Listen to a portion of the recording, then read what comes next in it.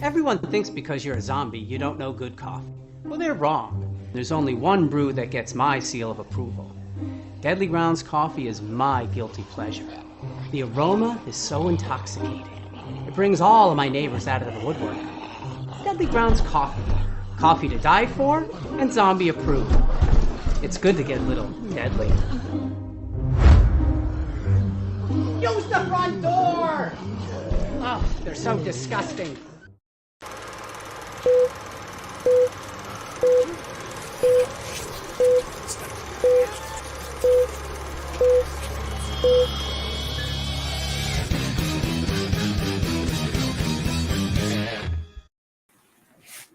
Everybody, we're back. Welcome to the Wicked Horror Show. I'm Kevin. As always, I'm joined by Tony, has 9 fingers. What is going on, people? And we took a bit of a break. Just needed some time to decompress and just, do other things for a bit. I took a break from everything that I was doing and just, whatever. Needed to just step away for a bit. So I think we're going to try to do this every year, probably around July as well.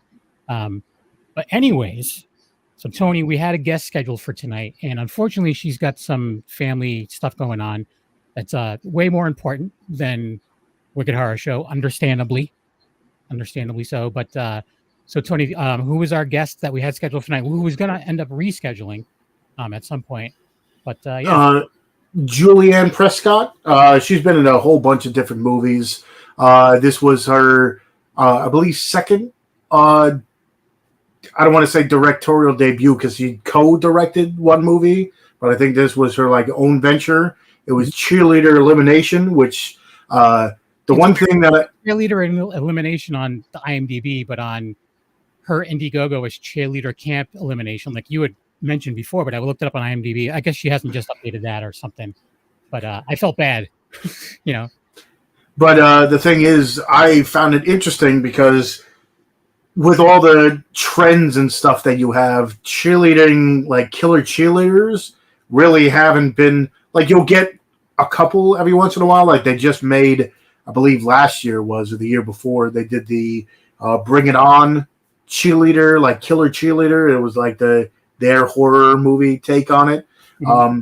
But you never really got too much of there was all cheerleaders die and stuff, but cheerleader camp from the 80s, stuff like that, you didn't really see it. So I thought that would be something, and it looks different and interesting.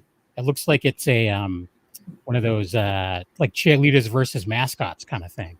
That's what it looks like. Yeah, from the description I was reading, I'm like, oh, that's definitely interesting. I was like, what is that up top? I'm like, oh, it's a mascot. But Life is Pain is in the chat saying, welcome back. Thanks for sticking around.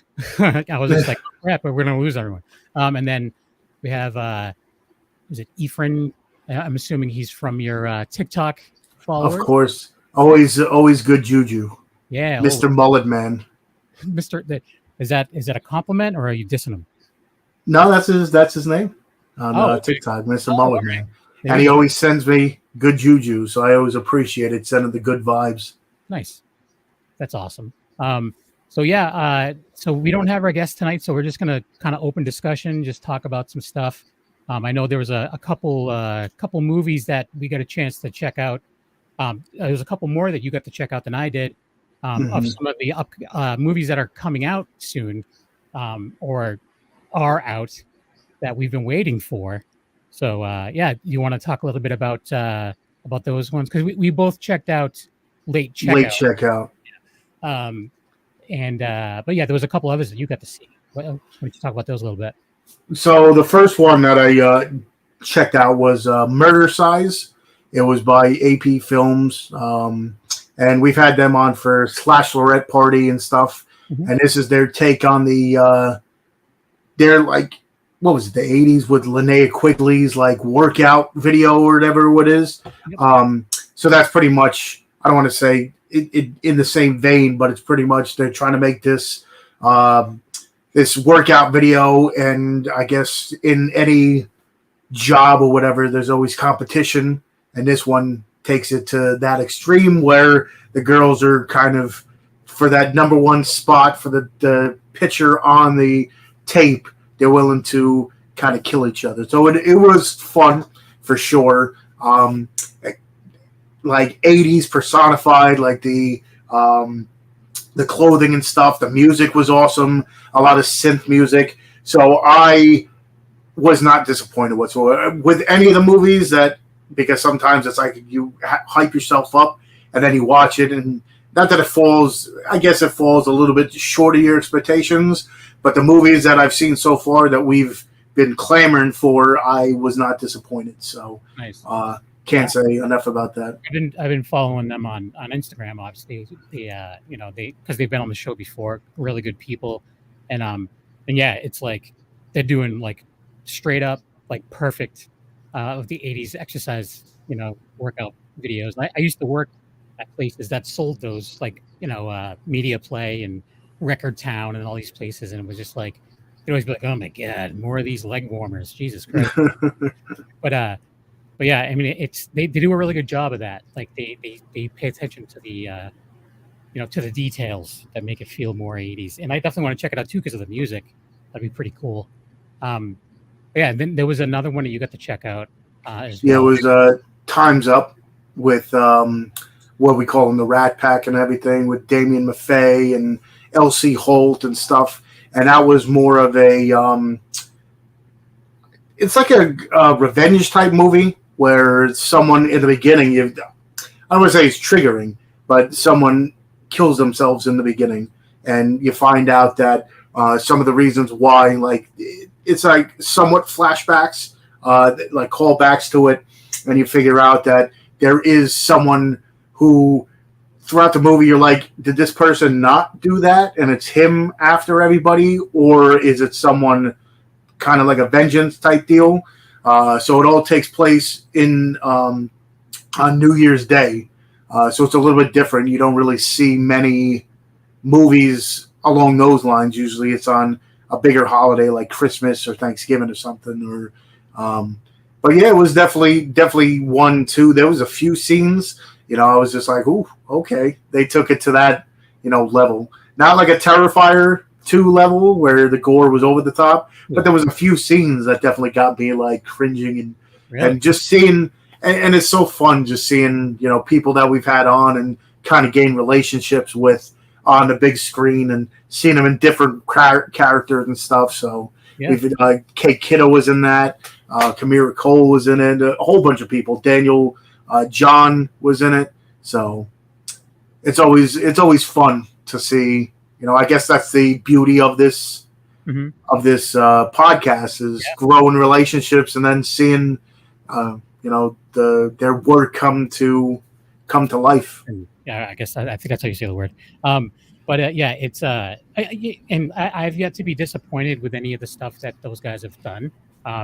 Some are stronger than others. I'm going to be, that's real for real. Like some are stronger than others, but there hasn't been like a stinker. I don't think, at least in the ones that I've seen. And then we both got to check out Late Checkout. Yeah, and Daniel reached out to us and said, "Hey, do you guys want to see this? It's done." He was very excited about it because of his character, just kind of douchey, like how he's just like he's one of those like guys who just like he thinks he's got all the answers kind of deal, and he's like, what, But so he was pretty psyched about that, and I thought it was great. But yeah, the movie itself I thought was really good. And yeah, I mean, it's got some fun little, I guess, cameos of sorts. Mm-hmm. But yeah, that's one that I think that's getting some distribution soon. But I know it's like right now it's only like screeners for like reviews and stuff like that are out there. But yeah, definitely keep your eye on like social media for all those people, and I'm sure they'll be talking about it. That's the thing too, is like being out of the loop for a month. I feel really out of the loop. It's weird. Yeah, it's weird. But the thing is, I mean, throughout this month too, you also had the writer's strike and the actors strike. So it's not like, I mean, besides the stuff that has already been taped and getting released, I think they're going to now widen the gap because now there's not going to be as much stuff coming out. So what you thought would come out soon. I'm sure you'll see some rescheduling, especially for like the big stuff. Yeah. But the independent stuff, like I said before we came on, most of them aren't union, so they don't have to worry about the Writers Guild and the and the Actors Union and all this other stuff. So they can still go ahead and make their movies. Like I was saying, when COVID hit huge, that's when I think the first boom period of the independent horror came.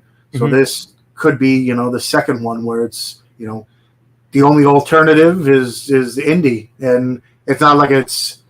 I don't want to call it an alternative because it's always been there, and it's always I think better than some of the other stuff that comes out. I would say original than some of the bigger stuff. I mean, from what I've seen, I think I like more of the independent side than the mainstream, because look at the big ones. It's Little Mermaid live action and remakes and reboots. So yeah, but that's also coming from me. Right. No, I hear you. I mean, it's one of those things where it's just like, oh, great. Like, so I guess the Haunted Mansion has been a stinker, and it's not doing very well. So like, oh, Disney's got another flop on their hands for the summer. So they were saying, like, there's an article saying like they really need to stop doing this, like just making reboots of the same stuff over and over again, because it's dumb. No one and plus that I guess the Little Mermaid movie was like almost 3 hours long. Was it? Something like that, and it's just like kids aren't going to sit through that. Like, definitely not. No, they're going to be running around. They're going to be peeing. They're going to be doing whatever, getting bored, kicking, whatever. But I don't know. I got to see a screener out in Harvard Square. Was it? Yeah, I believe it was in Harvard Square in Boston. Like right before we took the break and everything. I got to see a screener for Talk to Me, which just came out on the 28th, I want to say. I really thought it was a good time. Like, I didn't think it was groundbreaking in any way, but it was fun and it was done really well. The friend of mine that went with me, he said that the only hurdle that he would see is possibly because they're like from New Zealand or Australian or whatever, and the accent is there. I personally didn't think it was that bad, but he's like, maybe some people may be turned off by it. I'm like, who knows? But you got a lot of the bigger. I mean, not bigger, but a lot of like the indie darlings, especially in the horror genre, where you get like, look at what is it? I can't even think of the name now. Not Zombieland. We had Wormwood, the Australian zombie movies. They, kind of coming strong, and a lot of them have accents or. But the thing with those is like, so what he was referring to is more like theatrical release, because Wormwood I don't think was in a theater, but this didn't come out. Wide release nationwide. And the thing that kills me too is I think it was their first film. The writers directors, I think it was their first film. But what they might not have in that, they also have with the A24 banner behind it. Right. So a lot of people, it's growing. You mentioned A24 and everybody, has their favorites. Everybody knows. There's still people that have no idea what it is, but I think it's growing just because of, I don't like the movie per se, but I know Hereditary, a lot of people like that one, Midsummer, but then everybody's picking their own favorites, like mid 90s and stuff. So having the A24 banner under it, I think is definitely helping it for sure. It's almost like, even though it's not really, but it's almost like a Criterion stamp. Like it's A24 to that point. Like, oh, A24 is dealing with this. Like, it's got to be quality. Well, now that Criterion put Uncut Gems on their thing, and that's A24. So I think they're moving towards. I don't want to say a crossover collaboration or whatever, but I mean. You figure one's a distribution company and one's a production company, I guess, right? There was a recent A24 movie that I saw, and I always forget the name of it. It's the Joaquin Phoenix one, the new one. Oh, Beau's Afraid or something? Yeah, Beau is Afraid. I think that's what it is. It's really good. I don't know. I picked it up. I still have not sat down and watched it yet. It's crazy. It is crazy. Yeah, the last one I saw was The Whale with Brendan Fraser. Still haven't seen that one. But great. I've heard. But Beau is Afraid. It's a movie that you could easily watch in like 3 sittings, and like it almost like it changes almost stylistically as it moves along, and it's like a good spot in each area to take a break if you want to, because it's over 3 hours. Anyone checking out Haunting of the Queen Mary? I don't know that one. I didn't hear about that. Where is that? Is it streaming right now, or is it coming out to a theater or something? I haven't heard of it. Again, I'm completely out of the loop. My dad, who's in his 80s, will tell me about movies. I'm like, I don't know. Like, I don't have regular TV, so I don't pay attention to these things, you know? Yeah, that's Queen Mary. I mean, there's a lot of stories about the Queen Mary, so that'd be cool. Beau is Afraid. It's out there. And it really, like, by the end of it, you start August 18th, released by Vertical. Nice. I will, I'll take note of that, and I'll see if that's doable. Vertical is another one that most people don't talk, like that distributor and everything. Not a lot of people talk about them. There's some that are, you know, especially nowadays with the half these. I was talking about it on my live. The box stores between, you know, big Best Buy and Target and Walmart are just kind of just getting rid of everything.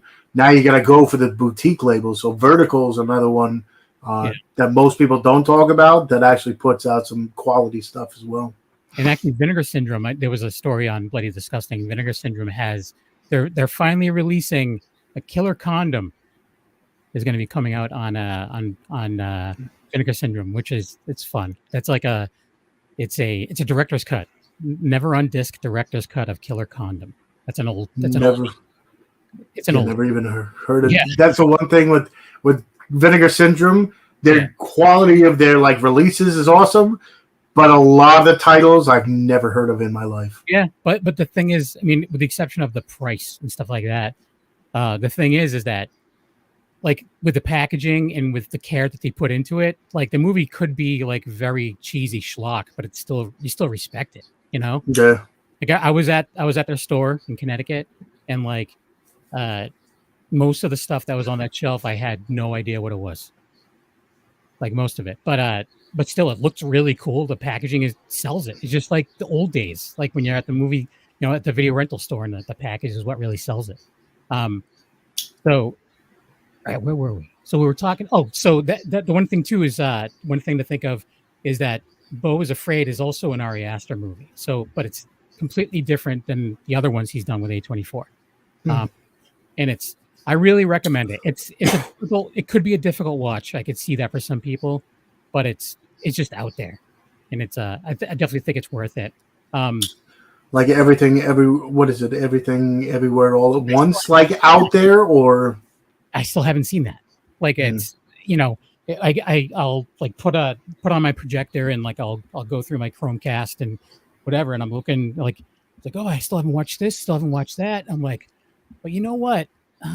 You know, there's a bunch of old Bob's Burgers that still need watching again. You know, I could do that all over again. Yeah, that's what most of the time I'll catch myself doing that is like, oh, I can pop in a new movie, but by the time I pop in the movie, it's like 9 o'clock, and I'm like, forget it. I'm going to be going to sleep soon. So let me just pop in something I've seen 500 times now. Yeah. For me, it's just been like, all right, well, I know I can put on FX, and it'll either be Family Guy, Futurama, or Bob's Burgers, so I'm good. Well, you got the new Futurama coming out. That's already out. Is it already out? A few episodes out. I've only seen one episode, and it's classic Futurama. It was great. I guess in the second episode, you know how like they did this whole thing like with like Family Guy and stuff like that. There was like all this uproar because like you know, Cleveland, who's an African American character, was voiced by a white voice actor, and they kind of made some adjustments. So there's what's her face? Amy's parents. I guess Amy's dad is played by a different voice actor now, not Billy West, who still does a majority of the voices on the show. But I guess he doesn't do Mr. Wong, I think his name is. So I want to check that out, see how good this guy is. I'm sure it's probably almost the same. because I didn't even notice change in Cleveland's voice on Family Guy. And I love me some Family Guy. I'm sorry. I'm proud of it. Whatever. But and then What We Do in the Shadows is back now. Only like I've watched a bunch of that. It's awesome, just as good as it always has been. Like first episode, lots of returning cast members, even for like one scene or whatever, and it was just good. You're not really into that show, right? I didn't really watch any. I liked the movie, so I just never. I like the movie too. The show is a billion times better than the movie. I like the movie a lot, and I really think the show like does laps around the movie like crazy. And the thing is too is that you can't say too many bad things because the same people that made the movie are responsible for the show. Jermaine Clement and that's Flight of the Conchords, right? Well, he is. He was one of the vampires in that. Yeah, he's the taller guy in Flight of the Conchords, and then the other guy, he's the other director. I always mess up his name. It's Tiki or TT whatever. I don't know. But Futurama is truly a gem. I agree 100%. Futurama is awesome. And Billy West is still a bucket list guy for me. He does a con in Massachusetts every couple years. He's actually friends with this guy who runs a con, like maybe like a half hour away from me. And I've never been able to get there when he's there. But he's a dude that I've wanted to meet for a while, and he's one of those guys I'm going to be very nervous to meet because I've been a fan of his since going back to when he was first on Howard Stern, way back in the 90s.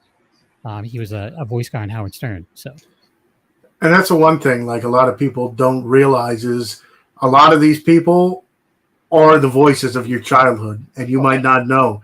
Like just people that have 100 voices under their belt, and you wouldn't even know. Yeah, it's like Yeah, was it Nancy Cartwright? I think she'll go places like she'll go to like a drive-through or whatever, and she'll order as Bart Simpson. Oh, that was a great Bart Simpson voice. Yeah, I am Bart Simpson. Yeah, yeah. So I think that's pretty great that she does that. Some people are just like, I do this all day long, but whatever. That's pretty cool. Like that's what the fans want, right? But yeah, Billy West, he does a majority of the voices on Futurama, and he started on Howard Stern as he did a Larry Fine imitation, which is basically Stimpy.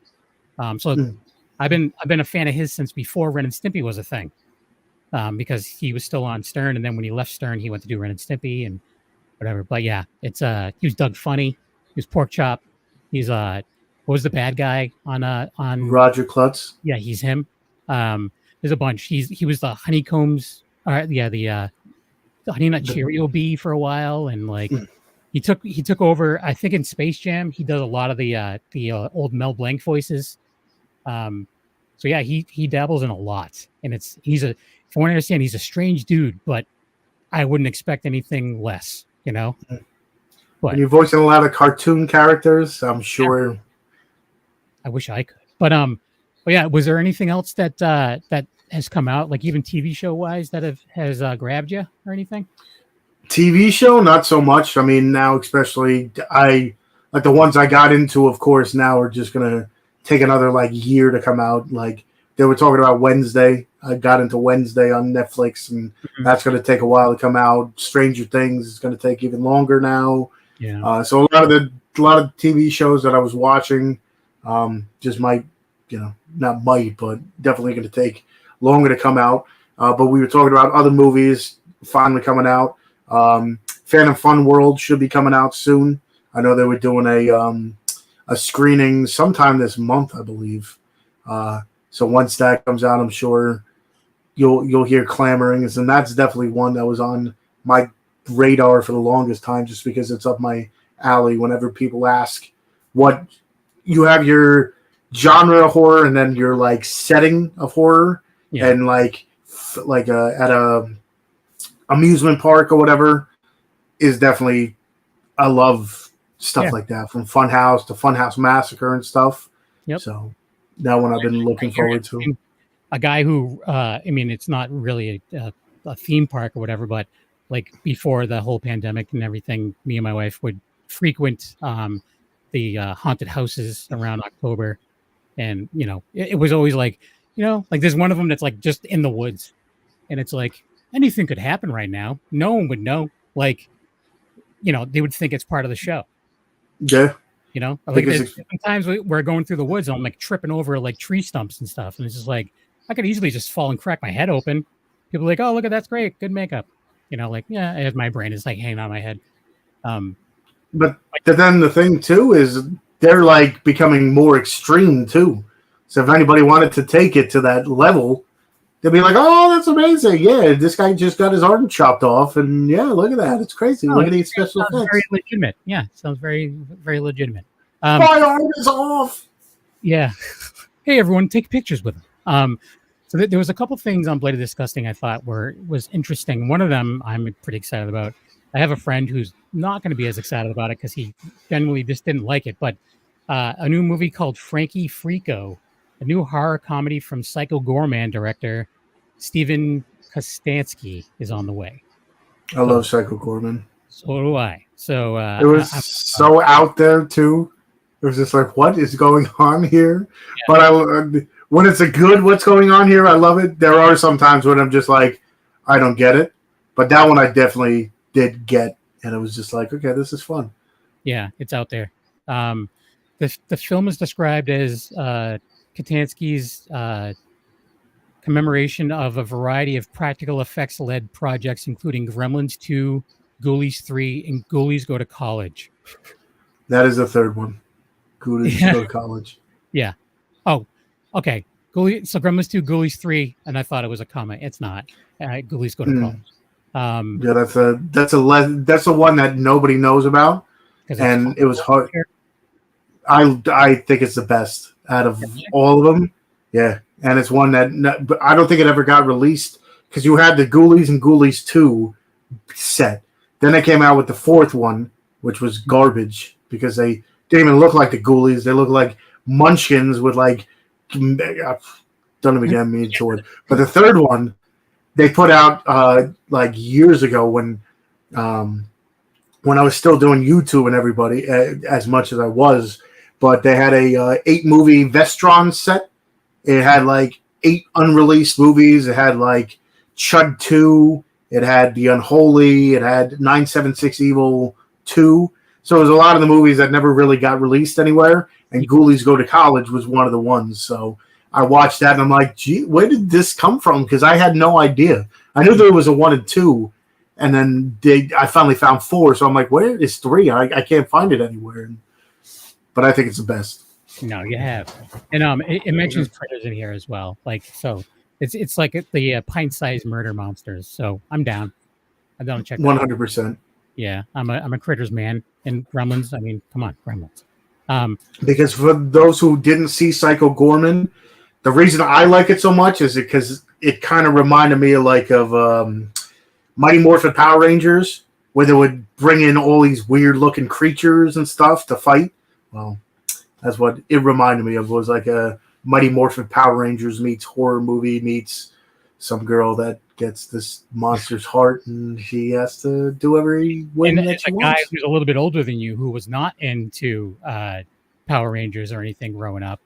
I mean, I guess it would probably more so remind me of like Ultraman, which is kind of in the same vein. Would be on Sunday during the day on WLVI channel 56 on the I forget what their term was for it. Creature double feature. That's what they called it on Sundays. Yeah, that's where I got to see a lot of the big movie monsters like Godzilla and Gamera and all that stuff. And speaking of giant monsters, they have a list of again, this is on Bloody Disgusting, 5 giant monster movies to stream this week. And these are all like stuff that are readily available in places like Destroy All Monsters, which is in a bunch of spots. It's on Crackle, Criterion Channel, which I didn't even realize it still was a Criterion Channel, Fandor, Freevee, Max, Pluto TV, Shout TV, and Tubi. They all have that available to you. The Host is on a bunch of different, like the Roku channel and stuff too. That was a fun one. Yeah. Monsters, it's on Crackle, Hoopla, and Pluto TV. Monsters didn't really do it for me. Yeah. Planet of the Dinosaurs, which is again some of the older ones.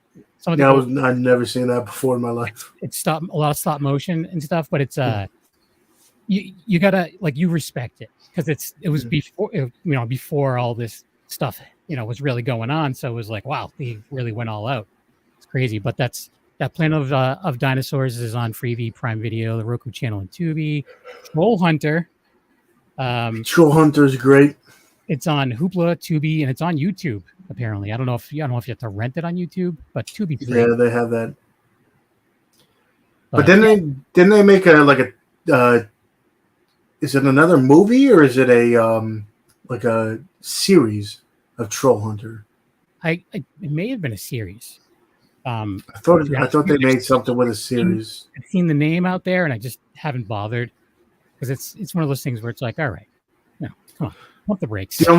The only thing is with that Troll Hunter is it's subtitles. Yeah, so because for me, is it Norwegian or something like that? It's like one of those countries over there. It sounds like the Swedish Chef in the movie. Bork, bork, bork. But that's what the troll sounds like in that movie. Actually, one of the trolls that pops out is the Swedish Chef. He's like, bork, bork, bork. You can tell because he's got a puppet head and hands. It always bugged me. He's got people hands but a felt face. Because in the early Swedish Chef days, he didn't even have gloves on him. Like it was just people hands. Now like if you see him now, he's got like flesh colored felt gloves. But whatever. But people hands is just creepy when you're a puppet.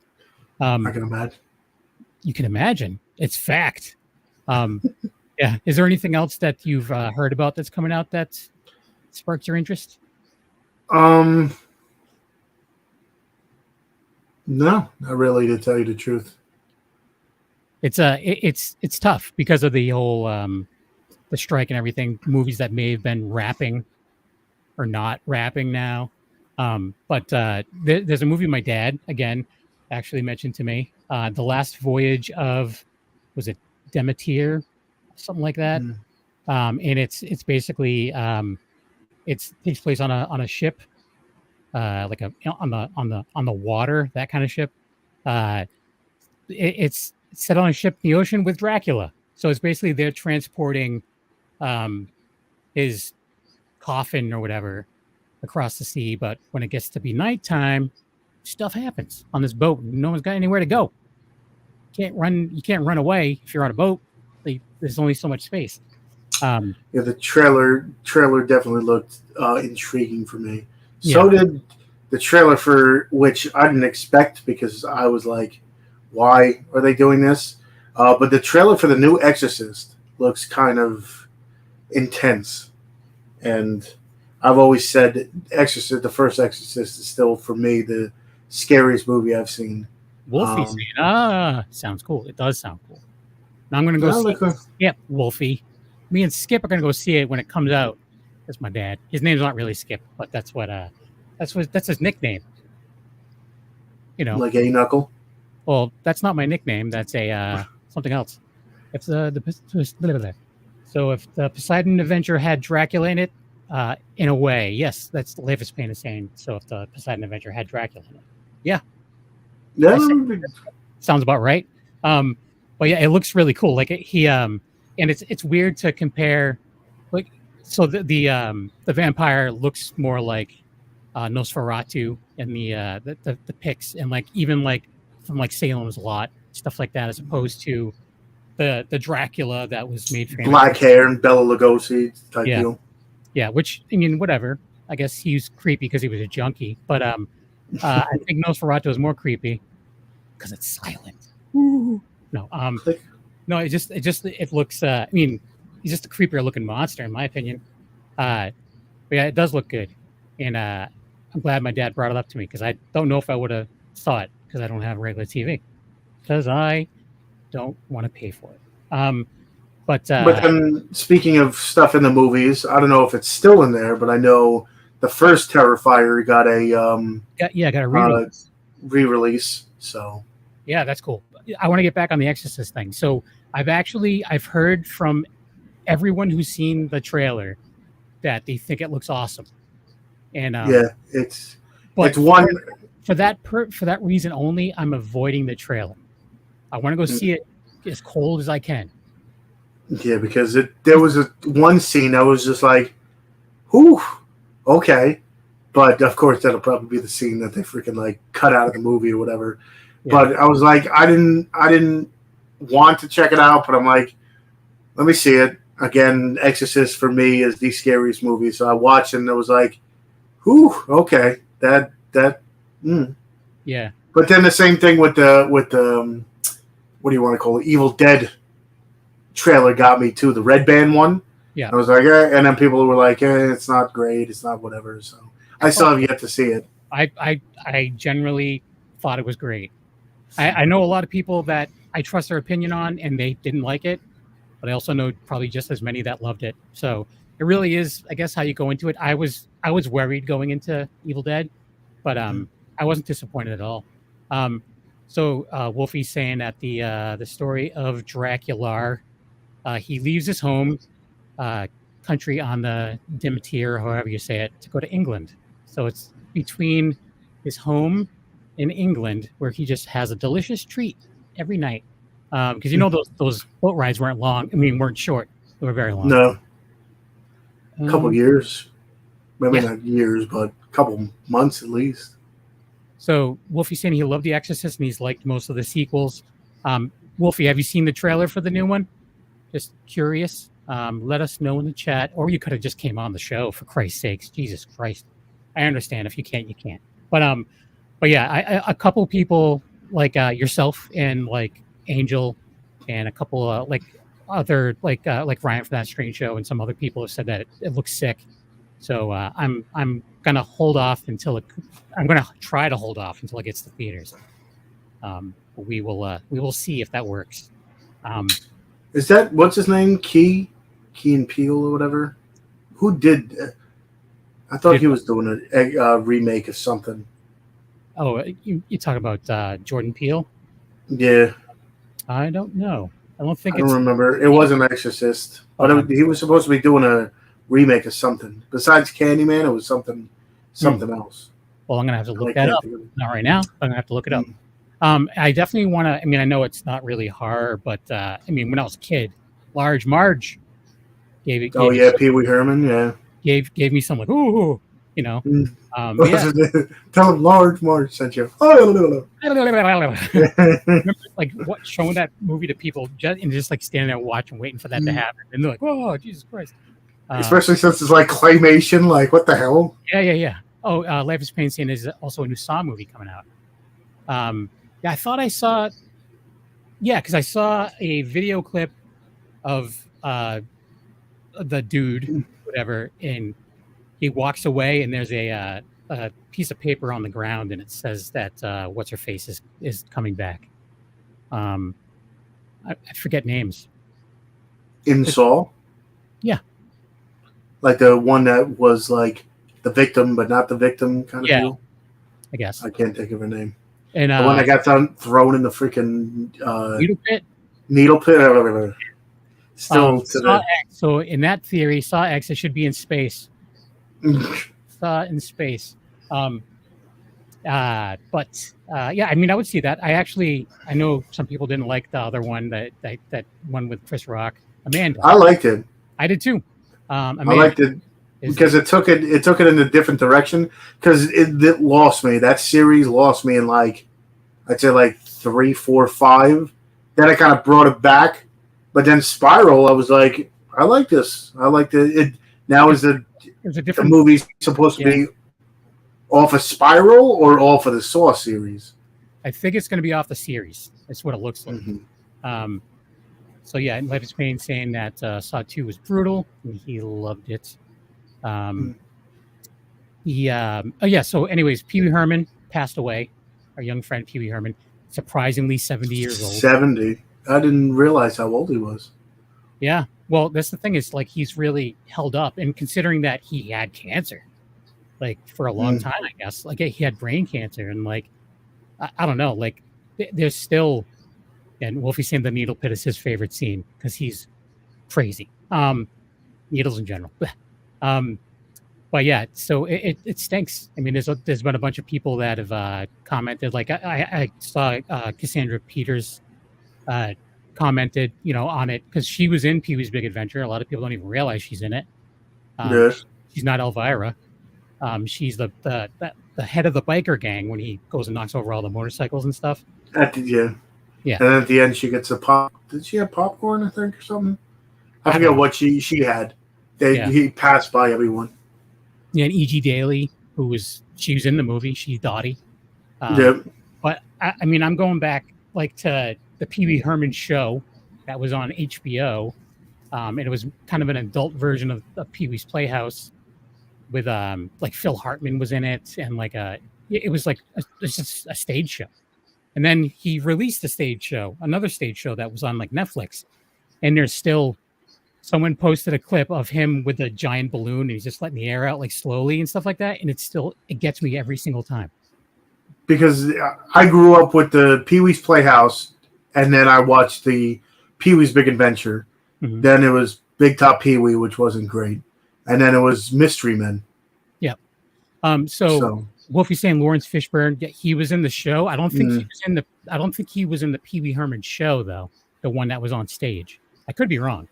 Like that was literally, it was filmed at like a small theater. It came out like back in the day, way back in the day, way before Pee Wee's Playhouse. But yeah. Okay, so as a tribute to the Pee Wee's Playhouse, we have to pick a word every week, and if we say it, we have to hit a button and go, ah! No, we don't. Of course we do. We'll let the audience choose. No. So if you want to see that every week, give a thumbs up. Yeah, and Wolfie's verifying that the stage show came out in like 81 on HBO. So I was a kid, but that was like Miss Yvonne. I wasn't born. Yeah, Miss Yvonne was in it, and it was like a lot of like sexual tension and stuff like that between him and was it Captain? He was a Carl, something like that. I forget. The fisherman. There was a fisherman captain that was played by what's his face, Phil Hartman. In that show, I got to track that down. It's been a very long time since I've seen that. Pee Wee and Phil Hartman. Wow. Oh yeah, they were all part of the Groundlings. That's how Cassandra Peters like knew him. She was in the Groundlings. So that was like a improv, like a Saturday Night Live kind of deal. Like in clubs, like in like California, they have them in like Chicago, stuff like that. Captain Carl, that's what it was. Wolfie's got a brain like a steel bear trap, and I just forget things the second they come out of my mouth. They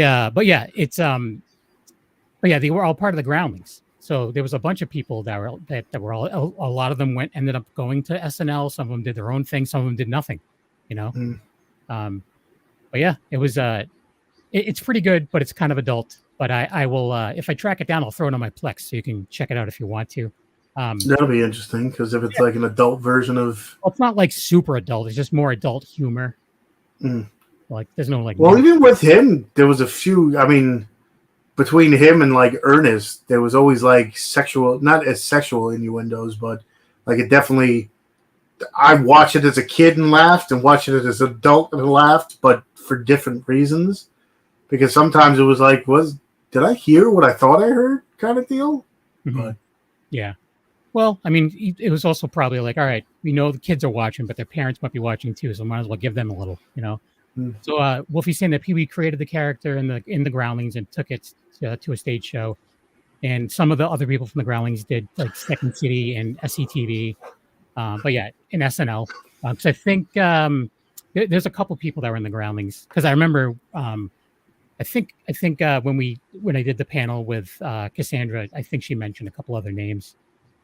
But either way, it's pretty cool. And you don't see, it's not as, I mean, it wasn't super prominent back then, but it seems like there's less of that stuff going on now too. Like I know like they still have Upright Citizens Brigade Theater, a couple of them throughout the country. And I think that there's still Groundlings and maybe Second City. I'm not positive, but yeah, I don't know. It's a lot of improv troupe stuff, but some of them end up going to SCTV. That's not on anymore. SNL, like Sarah Squirm. I think she did a lot of improv stuff, and she's Sarah Sherman on SNL now. Oh yeah, Chris Farley was a Groundlings member as well. That's right. That's right. That's coming from Wolfie. Yep. It's like all these Wolfie comments. You know, you have a mouth. You could have just said them on the show. But and there was also a couple other, like Sinead O'Connor passed. There was an actor from Euphoria. Euphoria, 25. Yeah, I saw that. Yeah, my wife. And did you read anything about his situation? No. His dad had passed, and he wasn't handling it very well, and he suffered from depression. And we can just assume, like there was a statement from his mom saying, like, well, at least he's with his father now, kind of deal. That's crazy. And that just shows you, like, no matter what status in life you are, it never, Here's the thing. This dude who was like, my wife thought he was great. Like, she loved him on Euphoria. But he had never acted before in his life before Euphoria. He was a kid on the street. The director liked his look, liked the way that he handled himself, and offered him a role. And that's his first acting job ever was that show. So it's Wolfie saying that coming from Wolfie. He's saying that he couldn't stop laughing at that because of course it's come from Wolfie. It's all the details.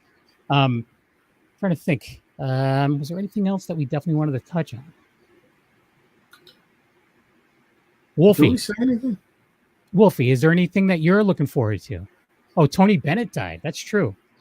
So it goes in three. So there was Tony Bennett, Sinead O'Connor, then Pee Wee, and then this dude from Euphoria, and then I think someone else just passed as well. I don't think they were like huge celebrity, but I don't know. So this is throwing me for a loop. It's supposed to be threes. Yeah. But anyways, Wolfie, is there anything that you're looking forward to or anything you've checked out that you've really enjoyed? Again, you could have said all this if you came on the goddamn show. I'm just kidding. I know the situation. So, other than that, I really don't know what else is coming out. I'm really completely out of the loop. Wolf Hollow. That was yes. one you were saying that's I know it was up for pre-order on, I think you had to go to the Amazon website or something for pre-order for the digital side, not the like physical movie. But that one's coming out. Watchdog, another L.C. Holt film. I think that's coming out soon, from what I saw. Yeah, so that's one that I was pretty looking forward to. So it's it took a while. It took like a year for some of them, but more. More. Yeah, I might just say for anybody that's watching or listening, it was worth the wait. I think everybody should definitely check them out. And when you're done with that, go ahead and check out the previous episodes where we had all of the awesome guests on talking about said movies, or do it beforehand, or do it before and then after. And then do it during and then be like, what am I doing? And stop listening to us, then start the movie over again. And then be like, wait, you know what? I want to hear what they said about this. And then just keep making the mistake over and over again. Or you could do it both at the same time and have that as like the audio commentary.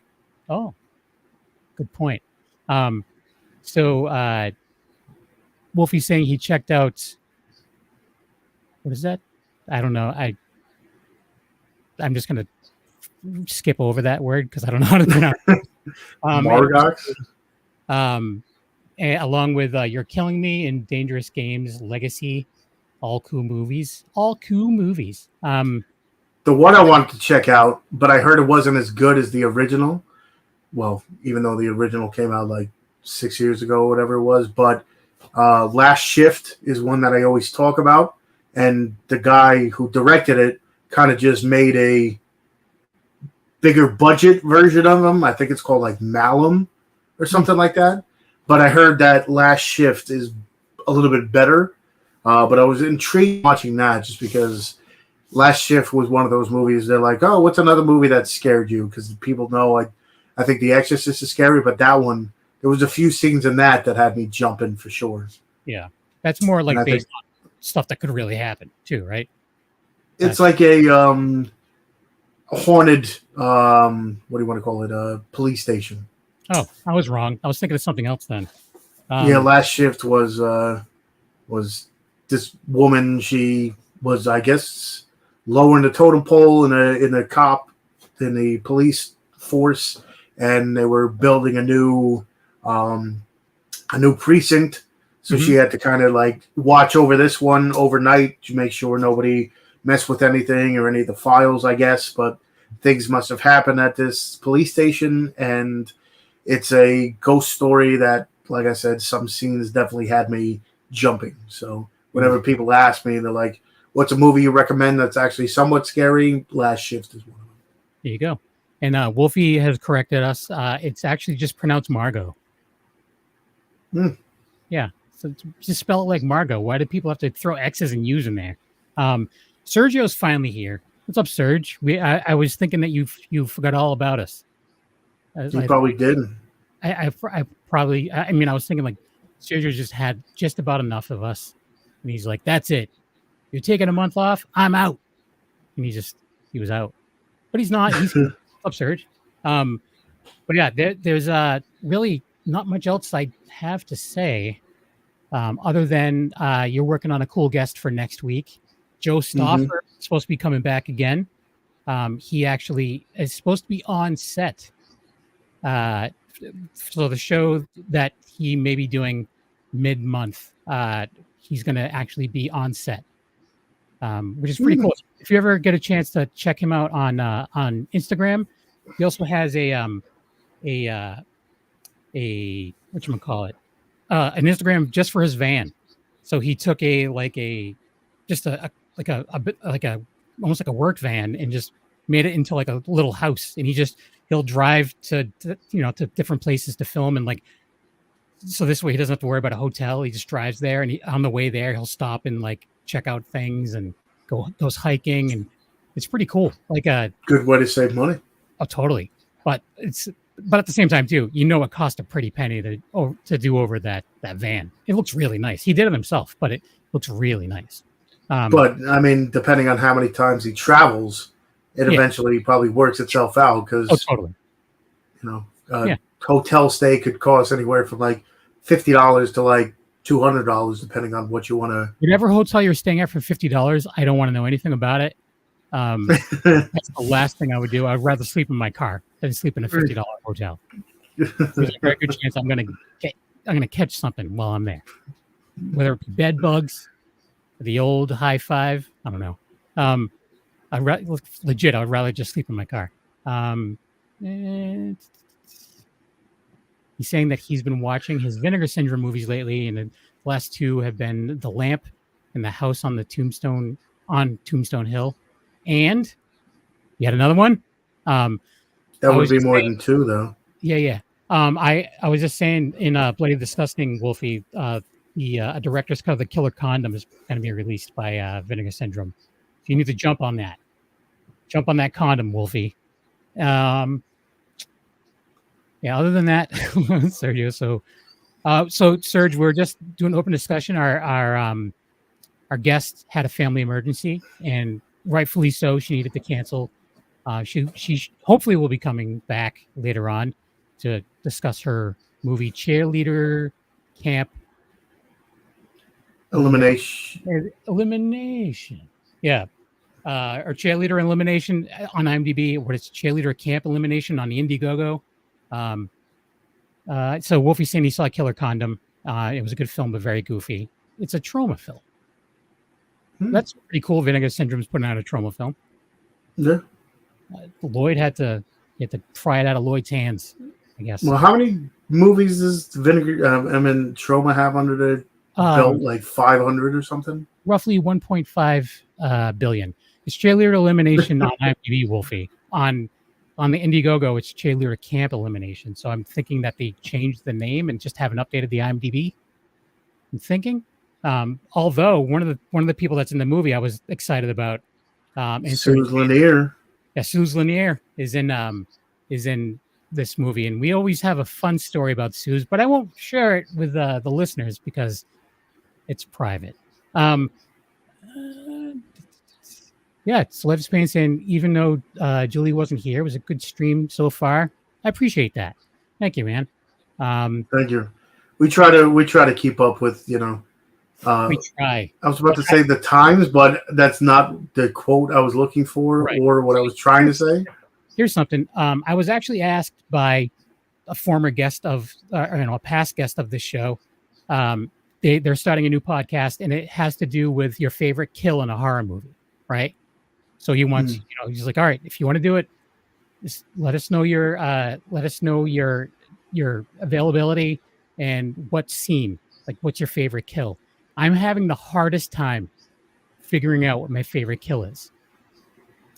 There's two offhand that I always go to. One is very simple, and one is the one that got me kind of back into horror.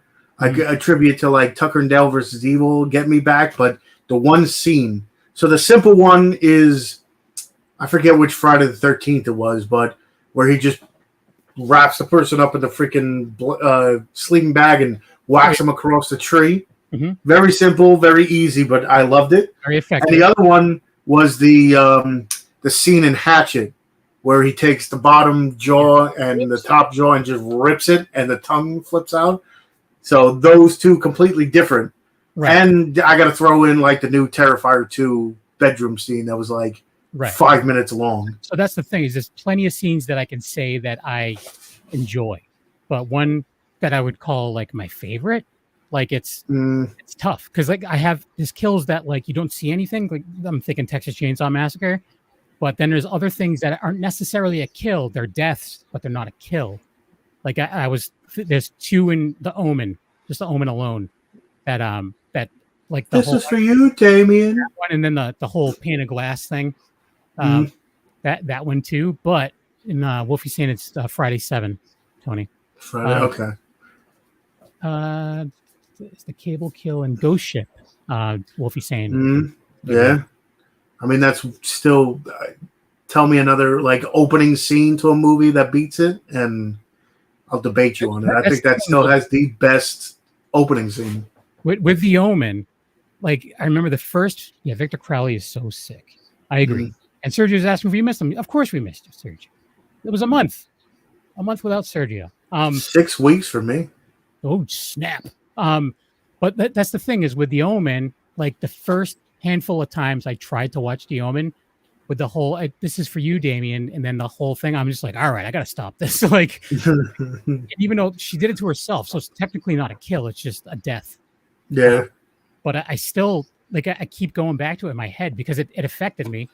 Yeah, it affected me, and it's like she's doing it right in front of kids. You know, it's crazy. So maybe I'll do that one, but it's not gonna be. It's not gory. It's not like a crazy violent kill or whatever, but it affected me, you know. Yeah. Obviously.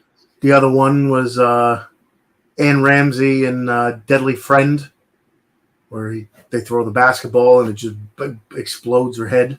Oh, there was like what was it? Scanners. On that TV broadcast where his head just blows up. Bathroom death in the first Final Destination film, and when Hellraiser spooked me so much as a kid, but it grew me to love them. Yeah, I agree. The first Hellraiser, I wasn't prepared for that, and this was back in the day when I was buying VHS, and it was like the Hellraiser two tape set for just Hellraiser 1, and I was just like, oh my god, this is so crazy! Like this is so perverted, and I like it, but I was grossed out. You know, I definitely watched that way too early because I still, it's like torture porn, and I'm like, no. Maybe maybe I have to go back and watch it, but with my child eyes, I was like, what the hell am I watching? Yeah. Like Wolfie said that he watched, stuff when he was like 5 or whatever, and I don't remember, but I definitely was not I definitely wasn't the proper age to watch Hellraiser. I'll tell you that. I think he went to see The Exorcist in the theater. So, yeah, he was pretty young there. And he's saying he loves the Hellraiser films. I do too. Not necessarily all of them. Like there was at least one where Pinhead just looked like a loaf of bread with a bunch of nails in it. And I just didn't like that. Yeah, I don't know. So, he was 6 when he saw The Exorcist. That's insane. That's called good parenting. And I'm being serious. Even like the transformation in American Werewolf in London, stuff like that, like stuck with me, you know. Yeah. But I don't know. I might have to go with the Omen, that first opening. Well, the first death in it. But yeah, his mom took him. Yep. So, anyways, I know we've just been jibber jabbering for a while, but it is an hour. So we appreciate you guys sticking with us and not forgetting that we existed while we took a break.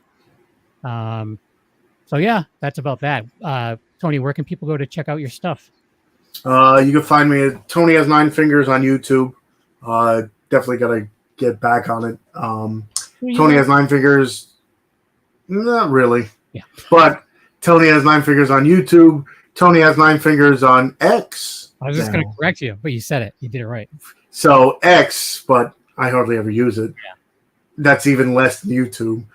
Tony Has Nine Fingers on TikTok, which is my quickest growing and the social media platform that I use most. Interaction, stuff like that. Exactly. So that's where you find me most on there. Tony Has Nine Fingers.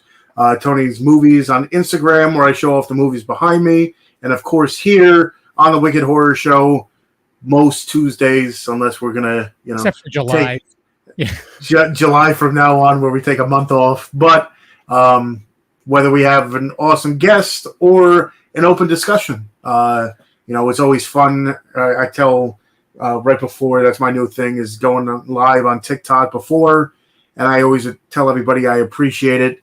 Twerking Tony, yes, that's what I do. Still twerking. But his way up and more subscribers and followers. Yep. If I ever did that, I'd probably lose every single person. But I tell everyone, it's always fun having people from TikTok come and comment and stuff, like Life is Pain and Mr. Mullet Man and everybody that comes in here. It's awesome. So I appreciate it. And everybody that listens, come and join us for the lives. And that's about it, Kevin. Cool. Just A Knuckle on Instagram. Besides doing this with Tony, we have I'm part of Black and White Fright. I'm also now part of That Strange Show, which is also on the Dorkening Podcast Network.